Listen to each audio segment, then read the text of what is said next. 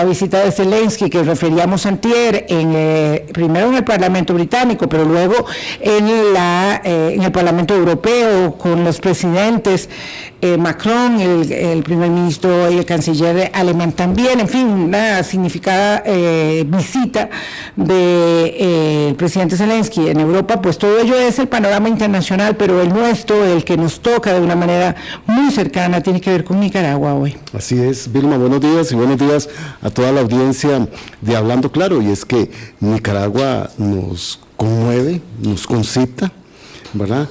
Es nuestra vecina, nuestra hermana histórica, y todo lo que suceda en Nicaragua, en las relaciones con Costa Rica y en Centroamérica y en el continente americano, tienen que ver. Ayer la noticia nos tomó por sorpresa, hemos ido armando las piezas que han salido de esta liberación sorpresiva de quienes ayer eran presos políticos y hoy son traidores de la patria, ¿verdad?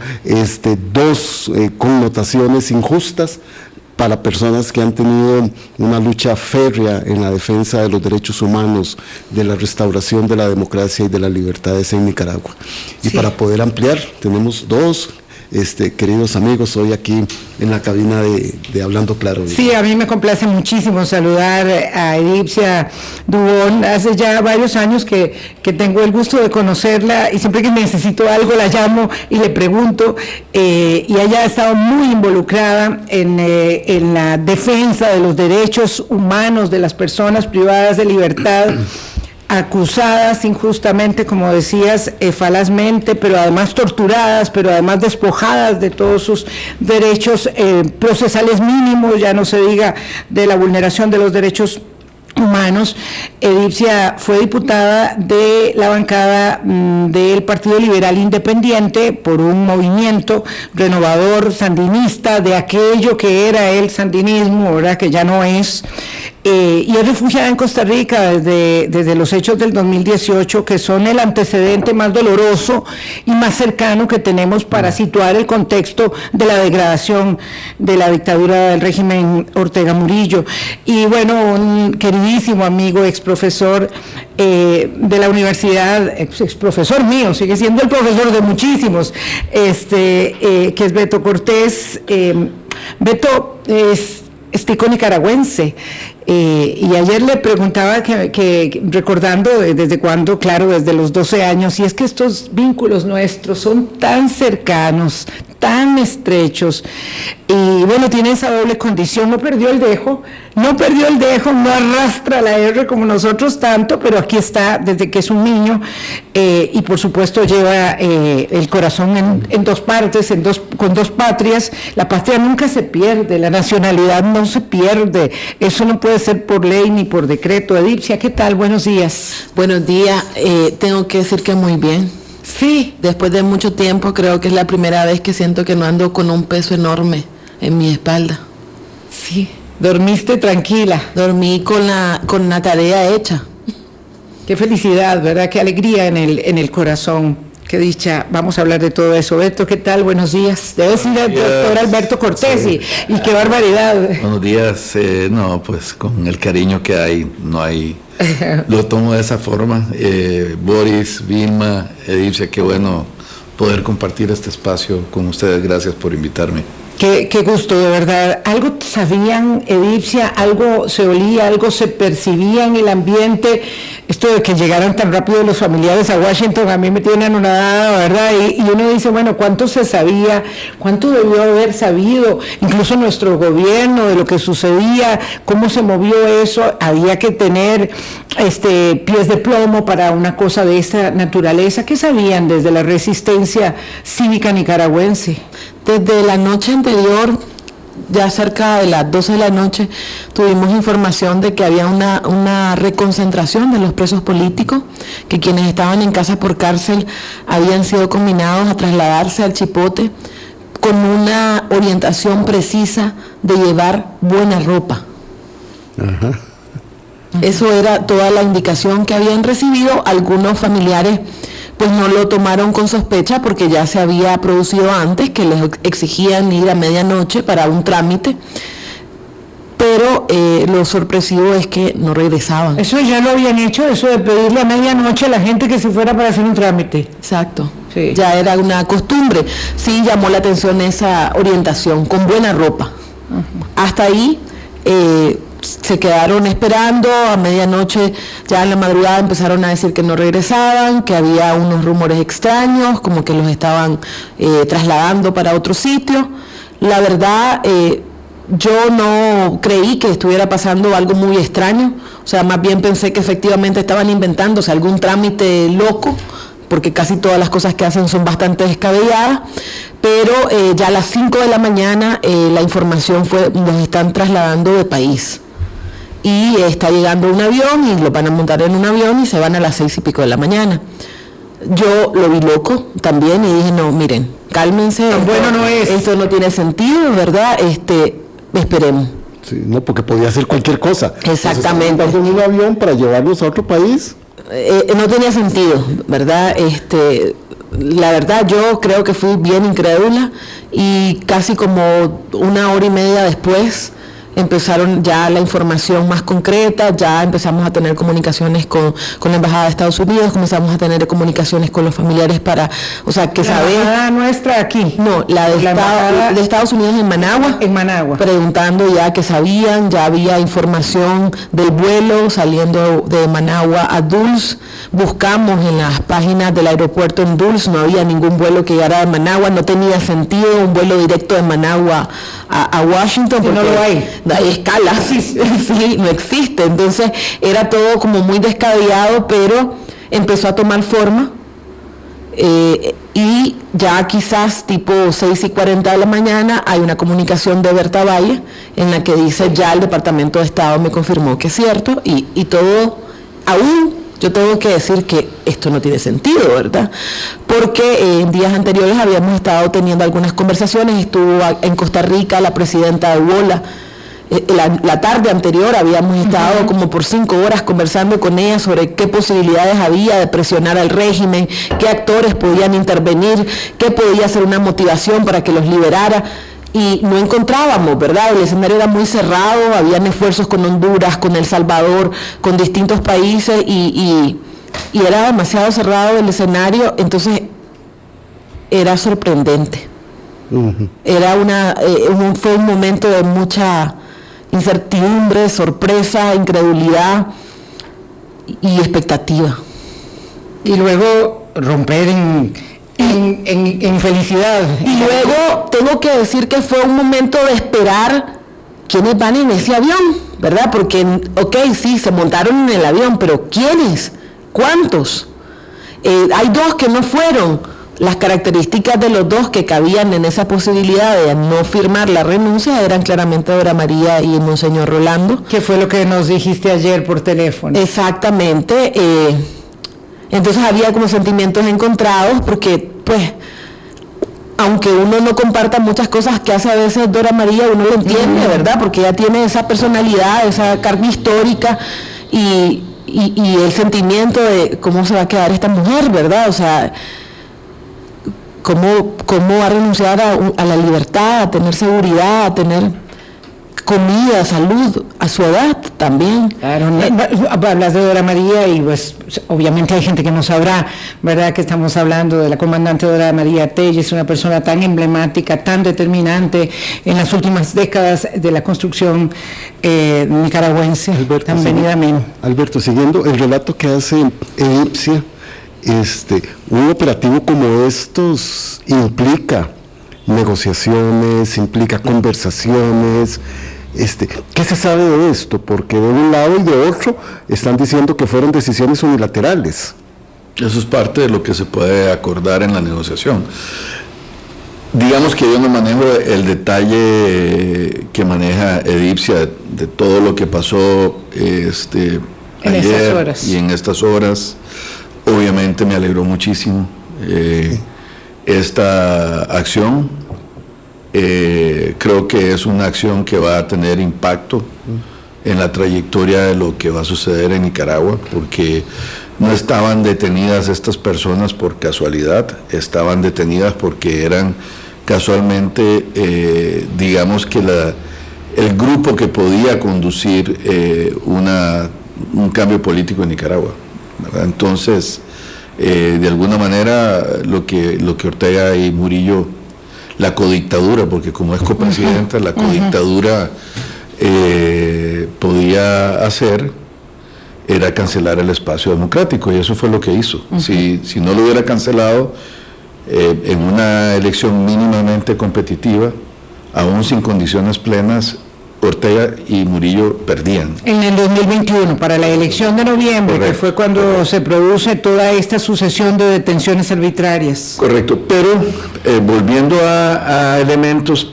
para el análisis y para la especulación, lo que yo sí señalaría es que ha habido varios cambios a nivel de geopolítica y a nivel de política internacional que, digamos, mostraban que algo tenía que pasar en Nicaragua, y voy a mencionar algunas. Primero, el eje de países de izquierda, con gobiernos de izquierda, que toman en serio el tema del respeto a los derechos humanos. El más vocal de estos gobiernos es el de Chile, el presidente Boric, que abiertamente ha criticado y confrontado a Ortega y Murillo en distintas ocasiones, e incluso explícitamente demandaba la libertad de las personas. Sí, muy significativo. Luego el presidente Petro en Colombia también, y su canciller, el canciller Leiva, muy contundentes también sobre el tema de el respeto a los derechos humanos y la liberación de presos. Y luego había dudas sobre lo que iba a hacer el gobierno de Lula en Brasil, y Lula también se inclinó hacia este eje, porque sabemos que Lula y Brasil juegan en una cancha de geopolítica global, y en esos términos podría ser que hubiera habido un acercamiento hacia lo que eran los tres países del socialismo del siglo XXI más protagónicos, que son Venezuela, Cuba y Nicaragua. Y aprovecho que menciono estos tres países, sobre todo los dos primero, para señalar que en Venezuela estaban habiendo negociaciones.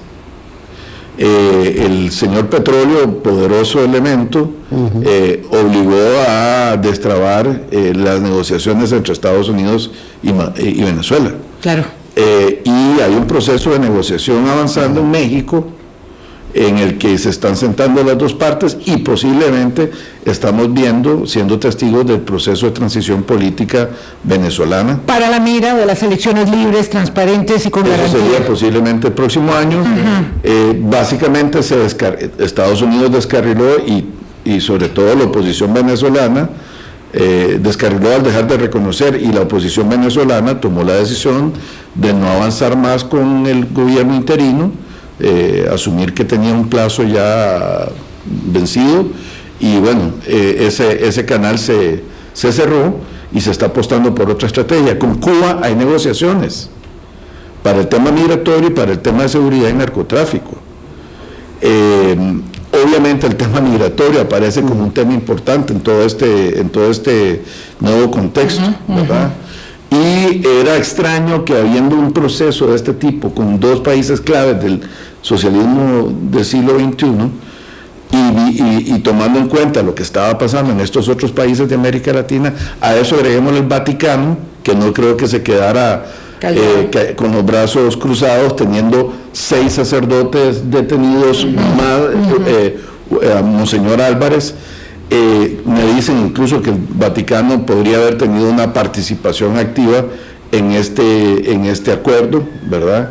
Entonces yo creo que ahí tendría que haber habido había condiciones multilaterales, no voy a decir una alianza, pero sí coincidencias, causalidades en realidad. Exacto, que generaban una presión internacional importante. Y termino con este punto, es el tema que más le dolía al régimen. ¿Y por qué lo creo? Porque bueno, es el único punto donde yo he visto que el régimen hace acciones para evidenciar que, por ejemplo, no había un maltrato a las personas detenidas encarceladas arbitrariamente, cuando se hizo una campaña muy efectiva de mostrar el deterioro físico de las personas detenidas, del liderazgo detenido, el régimen les cambió el régimen de alimentación, les empezó a dar un mejor trato, permitió que los familiares los vieran más seguido y luego los mostró al público. Es decir, al régimen dictatorial este tema le incomodaba más que posiblemente las sanciones particulares y focalizadas que Estados Unidos había hecho. Me parece interesantísimo el análisis del contexto geopolítico que nos presenta Alberto Cortés, politólogo, que habla de aislamiento por un lado y de estrujamiento al mismo tiempo en condiciones, porque esto no se produce como una cuestión magnánima, dijo Daniel Ortega ayer. Bueno, es que iba a salir el embajador de Estados Unidos y Rosario me dijo, ¿y por qué no lo mandas con ellos? Bueno, sí, mandémoslos entonces, ¿verdad? En esa suerte de conferencia alucinante que vimos ayer y en una serie de opereta mal montada, ¿verdad? Porque es un mal teatro el que se produce con una primera conferencia de prensa que se está iniciando cuando estamos terminando el programa, con el señor con toga y todo muy terrible, para decidir anunciar el destierro, y luego la Asamblea Nacional señalando el despojarlos de la nacionalidad, y luego en la tarde ya el montaje de la conferencia. Con eso vamos a continuar, y un poco también, por supuesto, nos interesa qué es lo que sigue, qué es lo que viene, pero sí hay que rescatar cuál es el aporte que cada uno de los líderes de la izquierda, del progresismo, ¿verdad? A veces las etiquetas quedan muy cortas, liberal, latinoamericano, el Vaticano, y las gestiones del gobierno de Biden, que hay que verlo. Es que estábamos pensando que Biden estaba nada más involucrado con Ucrania y que estaba olvidado del tema, y no lo estaba la administración demócrata. Perdón que haya un apunte en esto que se me fue a señalar. Estados Unidos está variando su política diplomática hacia América Latina, y de hecho nombrar a al ex senador Christopher Dodd como responsable de América Latina no es casual. Él estuvo vinculado a la revolución sandinista. Dodd tiene mucha experiencia. Es un hombre que tiene capacidad de conversar y conoce a mucho del liderazgo latinoamericano, y es además un pragmático, es un negociador, digamos. Entonces la línea más dura, digamos, que no dio resultados, pues parece que no va a continuar, y todo pareciera indicar que se va hacia una estrategia diplomática. Estoy hablando desde lo que yo percibo externamente, ¿verdad? De soft power. Pero exactamente, uno va viendo elementos que te indican que la política exterior norteamericana va en una línea más pragmática y más negociadora. Y esto podría ser entonces la culminación de todos estos elementos.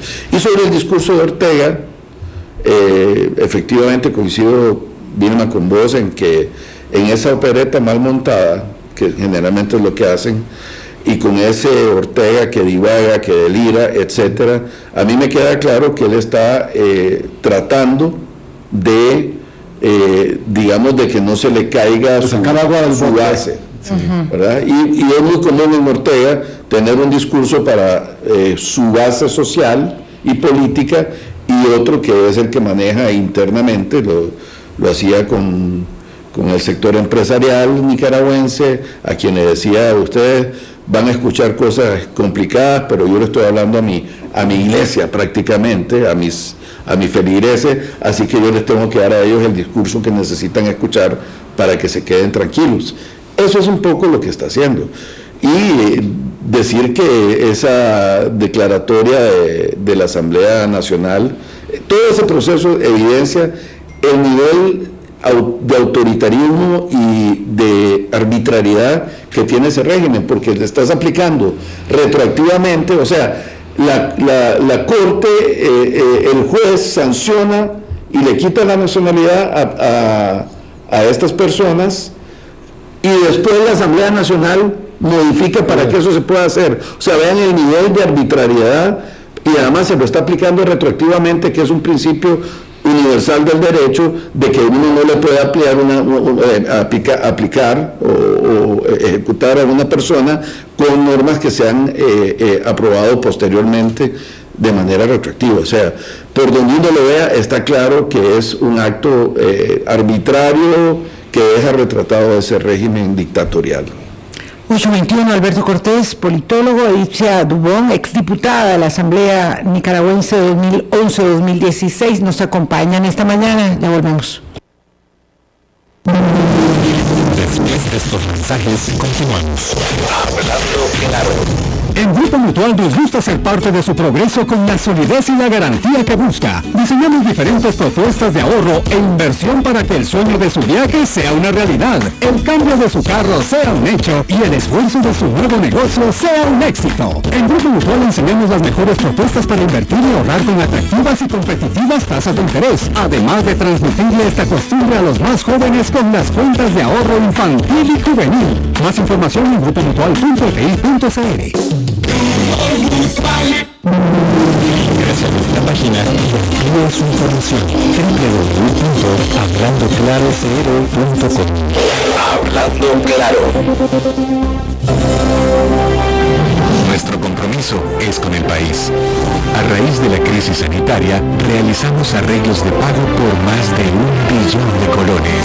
De esta forma dimos un impulso solidario a la reactivación económica, permitiendo a muchas familias y empresas costarricenses aliviar sus deudas y salir adelante. Con acciones, impulsamos el desarrollo. Somos el Banco de Costa Rica.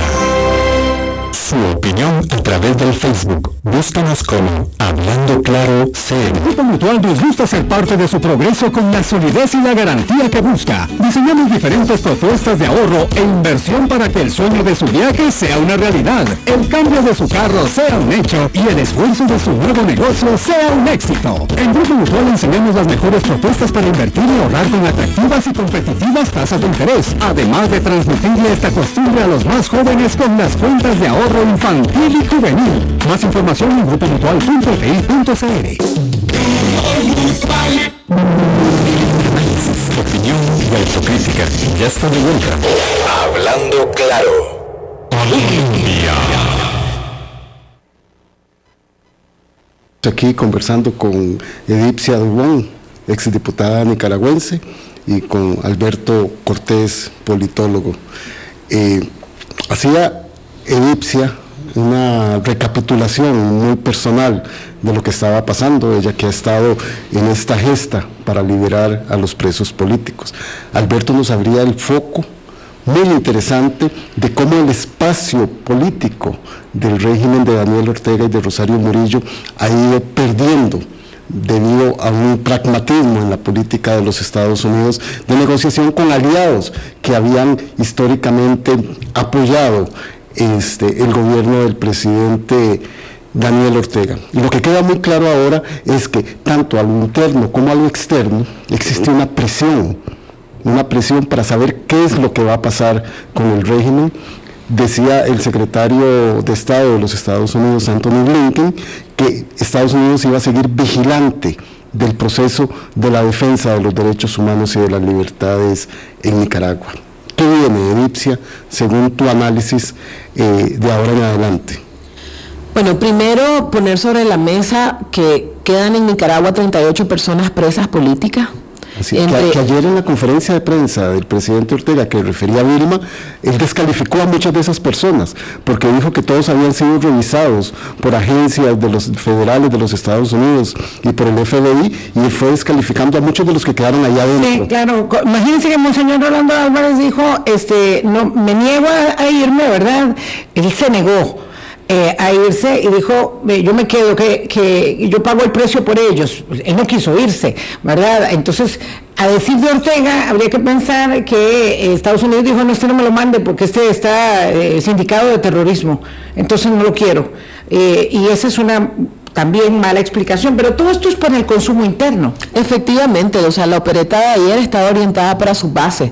Todo lo que ellos hicieron ayer, desde movilizar a los magistrados de la Corte Suprema, movilizar a la Asamblea Nacional, hacer un mal remedio de reforma constitucional, porque no es el artículo 21 el que tendrían que haber reformado, sino el artículo 20. El artículo 20 es el que señala que cualquier persona que nazca de padres nicaragüenses o en el territorio nicaragüense, lo de ius solis y ius sanguinis, va a ser nicaragüense. O sea, eso no lo reformaron, ¿verdad? Entonces reforman el 21 colocando el tema de la traición a la patria para personas que efectivamente pues no son traidores a la patria, al contrario, son unos heroínos de la patria, diría yo. Entonces, bueno, ya Alberto comentó lo absurdo de la reforma, una reforma que tampoco está completa porque tiene que ver con en la primera legislatura tendrían que reformar la ley orgánica de la Asamblea Nacional para abrir una segunda legislatura, o sea, todo es para sus bases, para consolar a las bases que no entienden lo errático de las acciones que hacen, para justificar también a personajes del Frente Sandinista que fueron trasladados a Estados Unidos. Yo no sé si se conoce, por ejemplo, hay un personaje del Frente que fue trasladado en el avión que se le llama el Chino Enoch, un líder histórico del Frente Sandinista, y el Chino Enoch, ahora está en el Imperio, al que odiaba tanto, que es muy seguidor de Ortega hasta la muerte, pero no quiere la chava. No quiere la Rosario. Se dedicó en los últimos 2 años a decir que Rosario había destruido el partido y que estaban pagando las consecuencias de eso. Entonces al final lo terminaron encarcelando y lo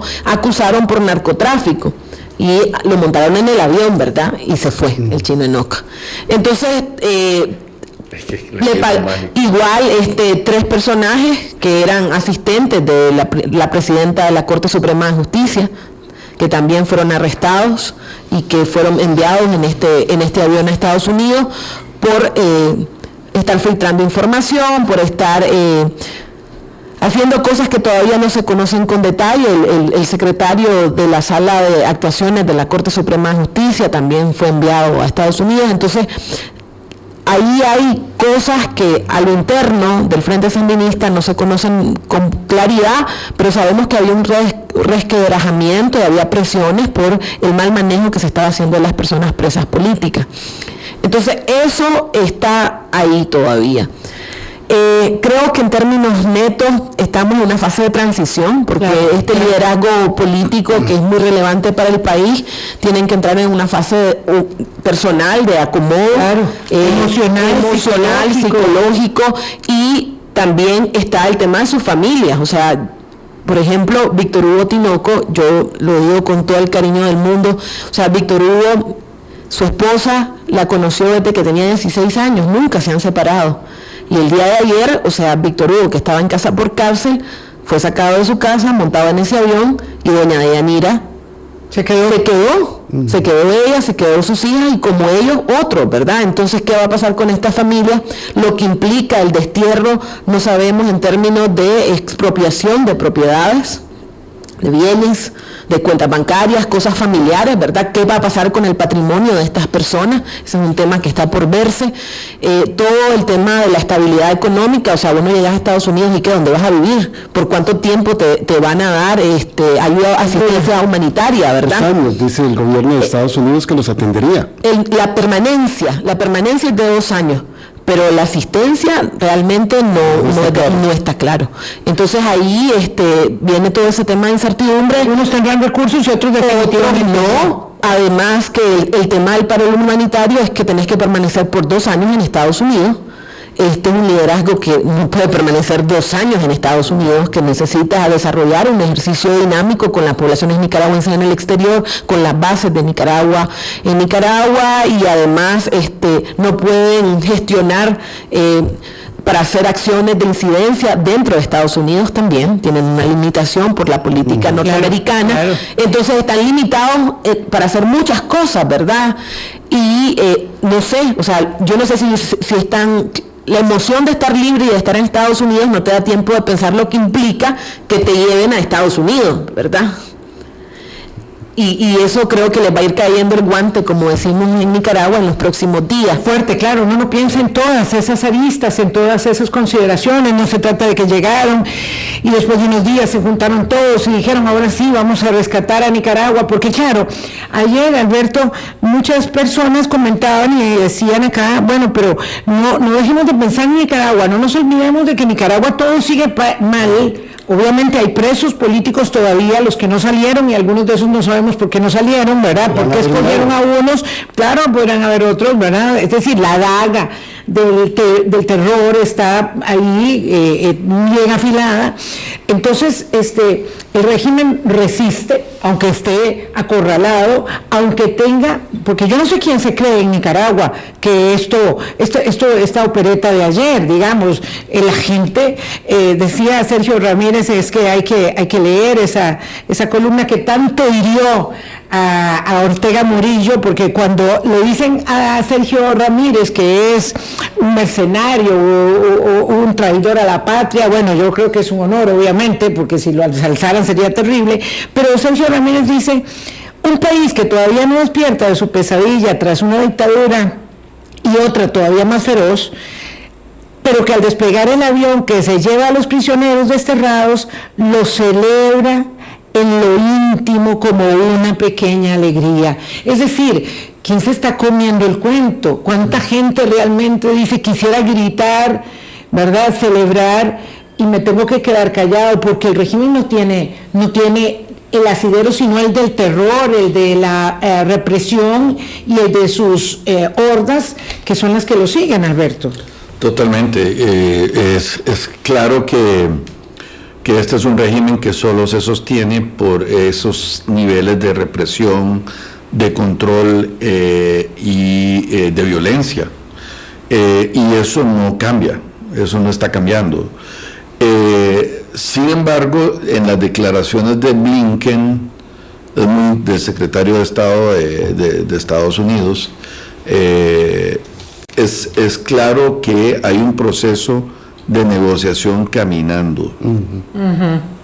O sea... Sí, cuando él dice que vamos a conversar, están conversando. Están conversando. Y para mí es claro que entonces, a pesar de una retórica a lo Ortega y Murillo de antiimperialismo y de las sanciones no me afectan, posiblemente sí están teniendo un impacto en la élite que está siendo sujeta a estas sanciones, pero además de eso hay que recordar que el año pasado Estados Unidos por primera vez hace una sanción a un sector específico que es el más importante en términos de exportaciones de Nicaragua, que es el oro.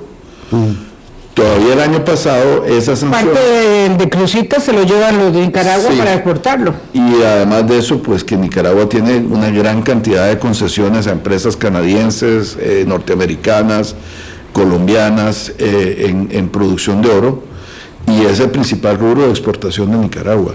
Y si bien es cierto, el año pasado en las exportaciones no se reflejó todavía que esa sanción hubiera tenido impacto, porque fue tomada, creo que en septiembre o octubre del año pasado fue que se tomó esa decisión.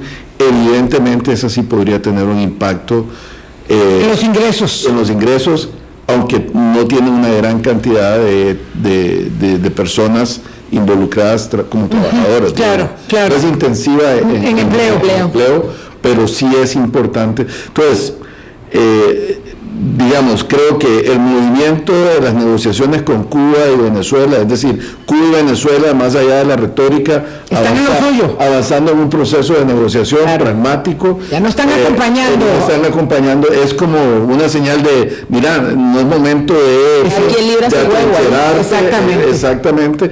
Tenés a 3 gobiernos de izquierda diciéndote, tenés que liberar a los presos, esto es violación de los derechos humanos, no se vale no tener un juego democrático, ser de izquierda no es compatible con ser dictatorial o ser progresista, etcétera.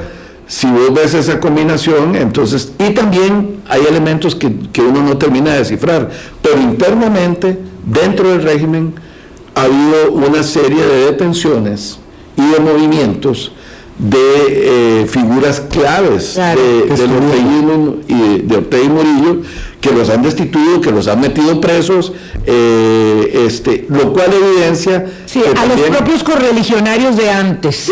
No es que hay que estar en la otra acera para ser víctima del oprobio. Exacto. Y también los destierran. Claro, y también. Los desterraron y me parece que la paranoia anda en niveles anda altos. Funcionando. Sí.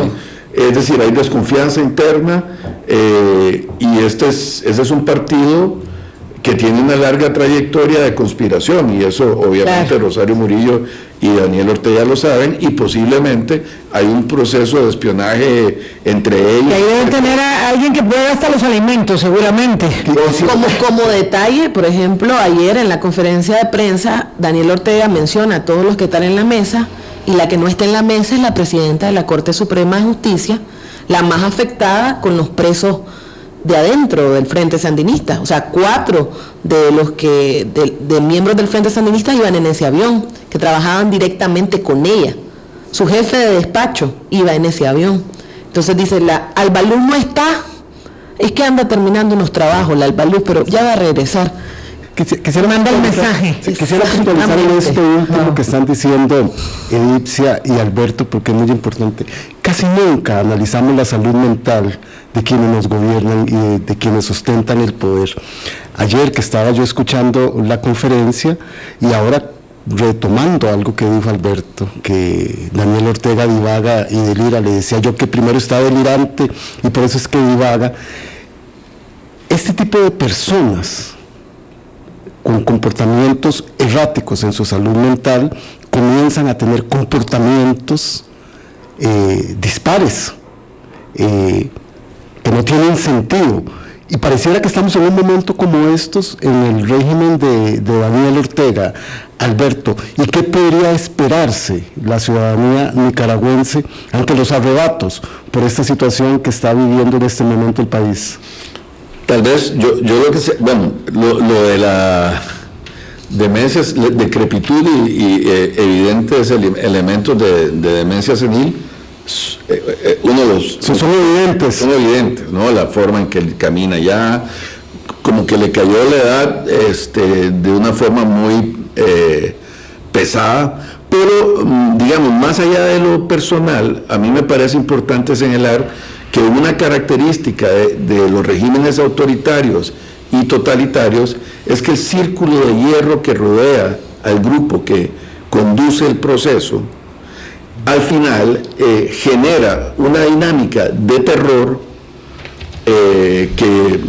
bueno, si ustedes recuerdan la fiesta del chivo de Vargas Llosa o la misma Sombra nada más de Sergio Ramírez, es evidente, digamos, que lo que hace, el efecto que eso hace es que a los dictadores se les lleva solo lo que quieren escuchar, y eso genera un proceso de desconexión de la élite, de ese pequeño sectorcito que domina, digamos, la punta de la pirámide, y desde ahí ordena. Pero también tiene el problema de que genera esta dinámica de persecución, de paranoia, o sea, esto no es una invención, esto está estudiado, digamos, que este tipo de regímenes genera este tipo de dinámicas y de espionaje y de escucha, y todo el mundo se vuelve delator, etcétera, etcétera, y es posible que estemos viendo un régimen que ha avanzado mucho en esta línea, y eso no es sostenible en el tiempo,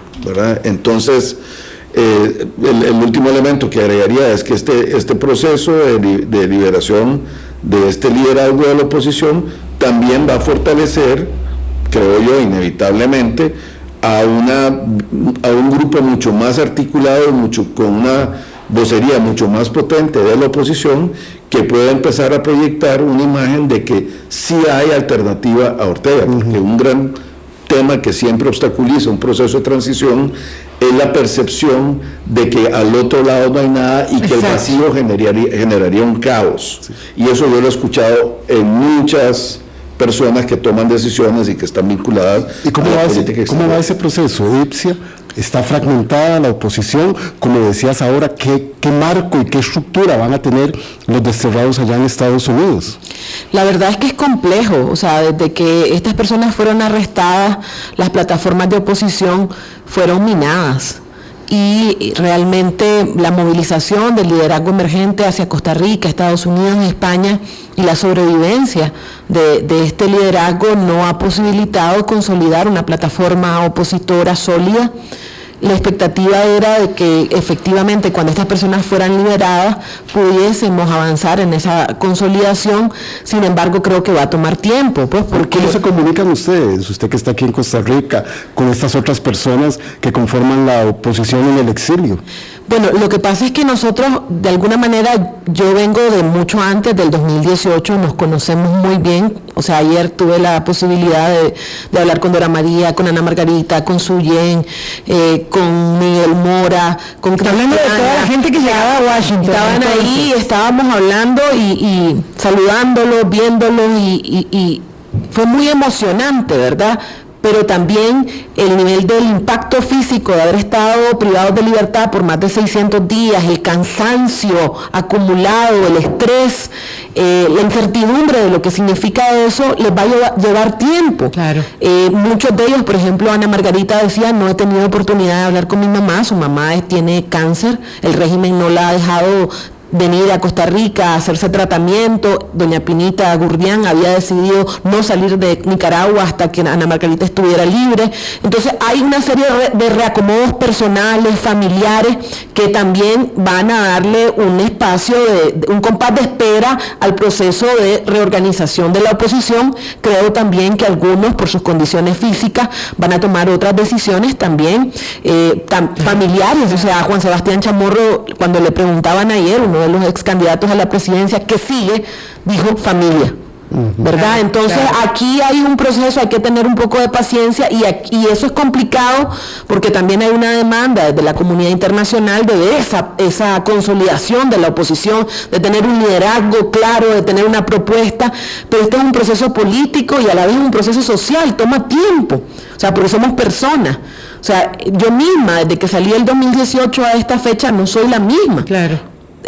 Hay un proceso de reacomodar ideas, emociones, el entender que ya no vas a vivir en Nicaragua, en cómo se gestiona la lucha desde afuera, la relación que tenemos desde aquí con la gente que está en Nicaragua, las implicaciones del diálogo, de la comunicación, porque hay temas de seguridad, de tecnología que tenemos que apropiarnos, que VPNs, que no sé qué para la comunicación segura, porque también es una lucha frente a un Estado. O sea, el régimen utiliza todas las instituciones del Estado, todos los recursos del Estado para desaparecer cualquier vestigio de oposición a lo interno de Nicaragua. Entonces, este es el otro tema. No es cierto que ellos se van a quedar tranquilos y que esto ya los mandaron para allá y que se acabó. No, viene un coletazo porque esta factura alguien la tiene que pagar. No es cierto que ellos están contentos con que esta gente haya salido libre.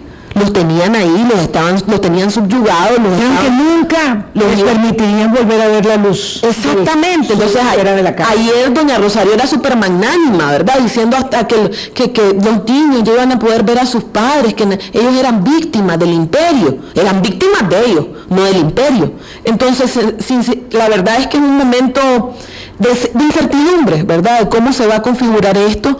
Había la suerte de que un grupo importante de la oposición también estaba allá, los recibió. Ana Quiroz, por ejemplo, estaba en Washington. Estuvo acá hablando, claro, por eso una dirigente nuestra, también otros estaban allá, los recibieron, creo que van a tener oportunidad de conversar, pero no está fácil, ¿verdad? No es fácil, además que también en las condiciones de refugio, de asilo, no se permite que uno pueda abiertamente liderar procesos políticos desde otro territorio. Claro, es muy complicado. Idear el proceso de transformación y de transición democrática es complejo. En el caso venezolano, pues la decisión de México, la decisión de Noruega de acompañar de manera abierta y decidida a la oposición venezolana ha sido importante. Aquí todavía no hay un grupo de países, existió ese grupo de países que acompañó durante el diálogo en la OEA, la presión hacia el régimen de Ortega, eso se desarticuló. Claro, pero yo quiero volver con eso, exactamente con eso, para los minutos que nos queden después de esta pausa, y es qué ventanas se pueden abrir en medio de la incertidumbre y de este acomodo necesario que tendrán como personas los desterrados, ¿verdad? Para poder reencauzar ese foco que parece ahora busca y encuentra una luz de esperanza para adelantar la lucha por la recuperación de Nicaragua. 8:46, volvemos. Ya vuelven. Hablando claro. En Grupo Mutual nos gusta ser parte de su progreso con la solidez y la garantía que busca. Diseñamos diferentes propuestas de ahorro e inversión para que el sueño de su viaje sea una realidad, el cambio de su carro sea un hecho y el esfuerzo de su nuevo negocio sea un éxito. En Grupo Mutual enseñamos las mejores propuestas para invertir y ahorrar con atractivas y competitivas tasas de interés, además de transmitirle esta costumbre a los más jóvenes con las cuentas de ahorro infantil y juvenil. Más información en grupomutual.fi.cr. Encuéntranos en Twitter, @HablandoClaroCR. Grupo Mutual nos gusta ser parte de su progreso con la solidez y la garantía que busca. Diseñamos diferentes propuestas de ahorro e inversión para que el sueño de su viaje sea una realidad, el cambio de su carro sea un hecho y el esfuerzo de su nuevo negocio sea un éxito. En Grupo Mutual enseñamos las mejores propuestas para invertir y ahorrar con atractivas y competitivas tasas de interés, además de transmitirle esta costumbre a los más jóvenes con las cuentas de ahorro infantil y juvenil. Más información en grupomutual.fi.cr. Regresamos con Hablando Claro. Colombia. Un país en sintonía, 8:47 minutos de la mañana. Hemos querido traer a la mesa de Hablando Claro a Edipcia Dubón, exdiputada nicaragüense, y a Alberto Cortés, politólogo, para que nos dimensionen un poco desde lo humano, desde lo geopolítico, las implicaciones de este hecho inusitado, sorpresivo, finalmente esperanzador, pero muy complejo, de la liberación de los 222 presos políticos en Nicaragua. Siendo que vivimos un momento de gran desarticulación del multilateralismo, de los empeños comunes para resolver los problemas que nos atañen, Alberto, y que cada quien está en su operación, pero que de pronto vemos que funciona la presión internacional. ¿Qué es lo que ahora podría verse en el horizonte para la recuperación del esfuerzo?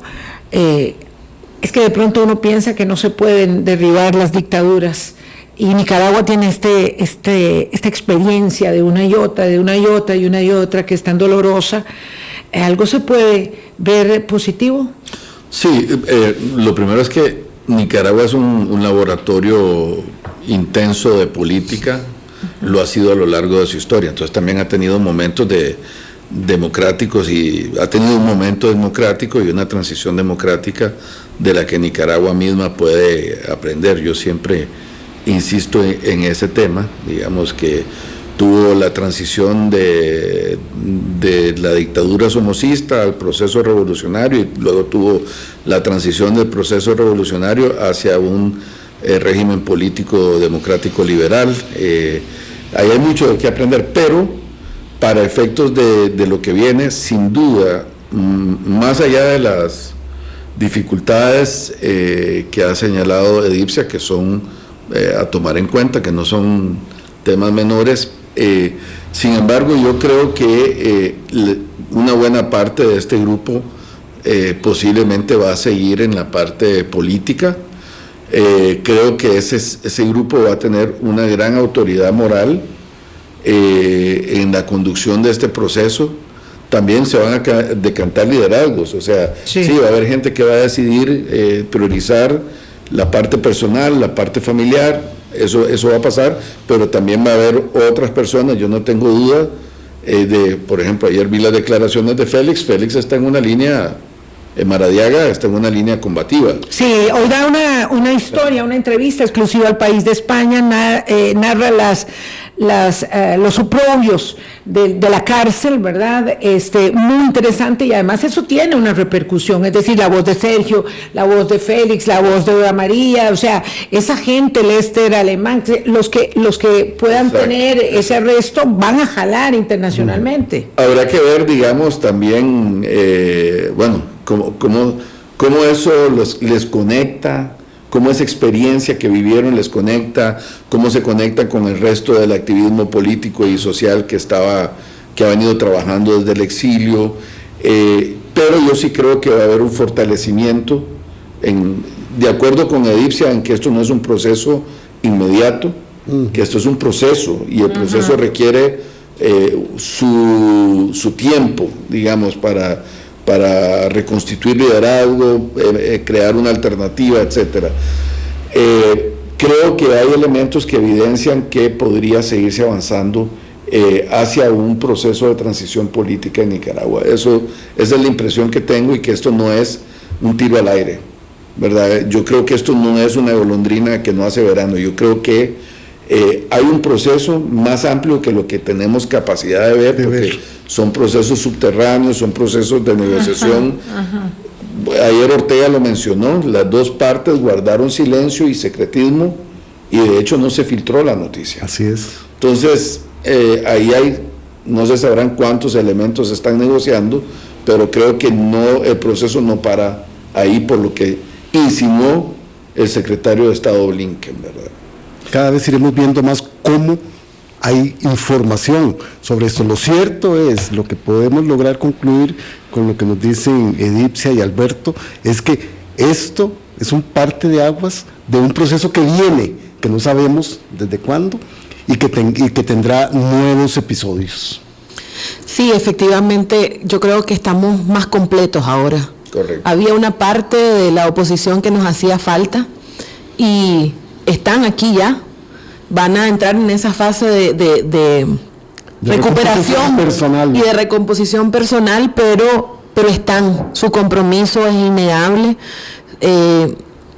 y creo que también el hecho de que estuvieran juntos, yo no sé si tuvieron oportunidad de escuchar a Juan Sebastián Chamorro, y él dijo, creamos una comunidad en la cárcel.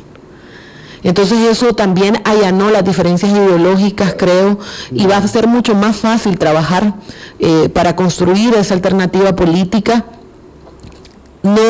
Y para todos nosotros, además, esta es una victoria.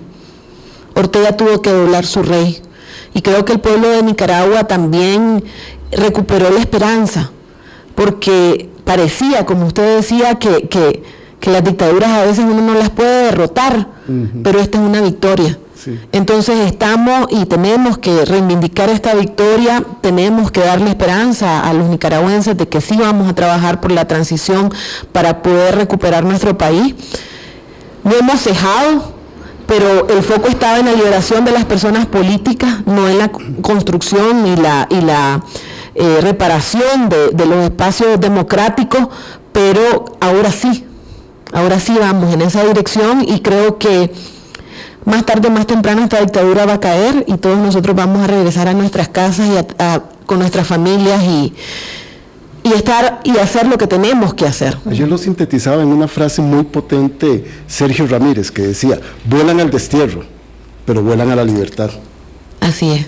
Y la nacionalidad no se pierde por un decreto de una dictadura. Nunca, eso es imposible, de verdad es imposible. Bueno, muchas gracias por haber compartido esas reflexiones tan íntimas, Edipcia, para entender, Beto, que finalmente no se es refugiado, no se es asilado político, sin tener siempre la consideración del querer estar en la propia patria, ¿verdad? Por eso es que no se puede perder la nacionalidad, la identidad, la raíz, que es algo que es una buena lección para quienes como nosotros tenemos el privilegio de no tener que buscar refugio en otra parte, entender y ser más empáticos con la circunstancia de los hermanos. Muchas gracias por haber venido, Alberto Cortés, Edipcia Dubón. Nos congratulamos nosotros también en este hecho tan significativo de la recuperación de la libertad. Se cuidan. Feliz fin de semana. Chao, pásenla bien. Bueno. Claro, la plataforma espacio de análisis, opinión y autocrítica con Vilma Ibarra. Síguenos en Facebook como Hablando Claro SR y en Twitter @Hablando Claro SR. De lunes a viernes de 8